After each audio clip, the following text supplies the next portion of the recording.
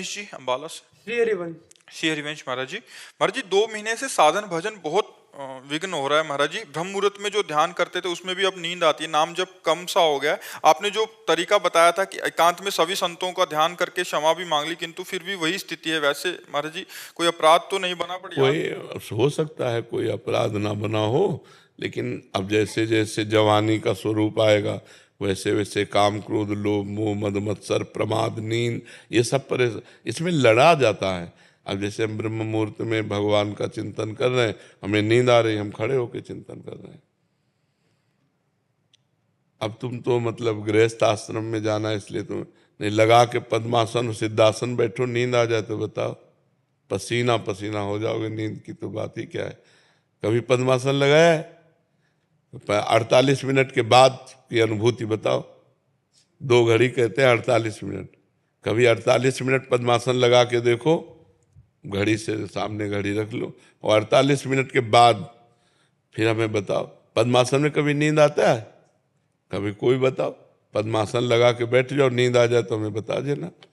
तो नींद आए तो मान लो आप लोग नहीं पद्मासन लगाओ तो खड़े हो जाओ, टहलने लगो माला लेकर। नींद को नींद का टाइम दो।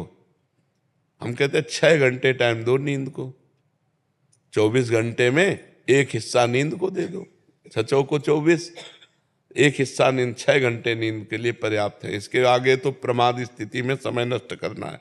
और 6 घंटे में जो नींद आई इसके बाद हम नींद को समय नहीं देंगे। ठंडा पानी से मुंह धोएंगे, हम टहल लेंगे, हम खड़े हो जाएंगे, लेकिन भजन के समय नींद को समय नहीं देंगे। और भजन किया जाता है, होता सिद्धों का है। अब जैसे भजन नहीं होता, ऐसा कैसे है? मान लो भजन नहीं होता, अब बोलो राम राम, तो हो रहा है कि नहीं हो रहा?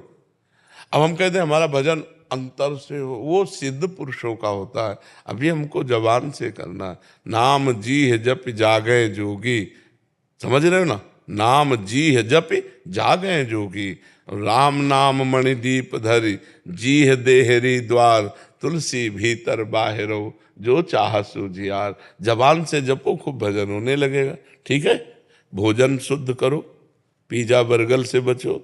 ये जो बाजारू भोजन है, ये बाजारू भोजन स्वास्थ्य के लिए हानिकारक है और बुद्धि को पतित करने वाला है, नहीं खाना चाहिए।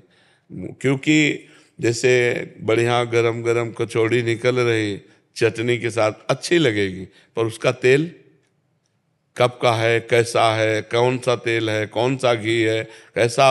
हमें लगता है भजन करने वाले अगर ऐसे कचौड़ी पकौड़ी पिज्जा और बर्गर ये सब पाएंगे तो कैसे?